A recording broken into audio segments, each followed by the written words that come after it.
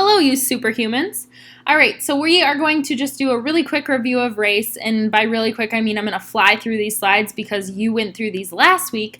However, just to refresh our memory a little bit, we use race for a variety of reasons, some of them being to answer a question completely and in a very clear way, and by following the steps, it just makes writing easier. What is race? Now, this is like super review for you, but the R stands for restating the question.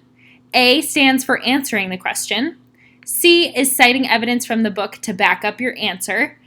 This, again, it could look like a quote, like a direct quote from the book, or it could just be you referencing what happened.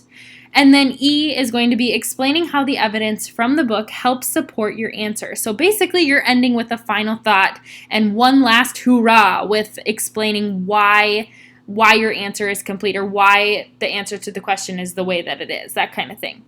So last week we went through this journal question, and if you want to pause right now to review it, go for it. Keep in mind that once you fill out the outline, you're going to put it all together. This is going to be our review for today. Again, today you should be watching this on May 5th.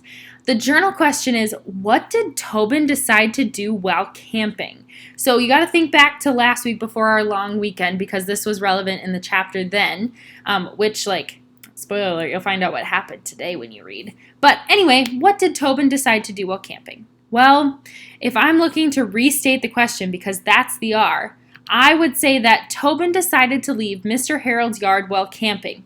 We know that's true. We read chapter 26, so we know that they left. So we need to restate that question. So Tobin decided to leave Mr. Harold's yard while camping. Okay, now we still need to say why, so we need our answer. The A here is going to be, Mr. Harold told Lem and Tobin to stay in the yard, and they did until they heard a noise. So our true answer comes from the end where it says they did until they heard a noise, because that tells us that's why they left. Again, you are writing in complete sentences, so that's why it's okay to add a little bit in the beginning to set up your answer. All right, so now we need to cite some evidence for C. They heard a loud, high-pitched howl from the woods, and they went to go investigate. All right, well, we referenced the book, so there's our evidence. And now we just need to explain that thought. E, they were curious as to what made the sound, and that is why they went against Mr. Harold's wishes.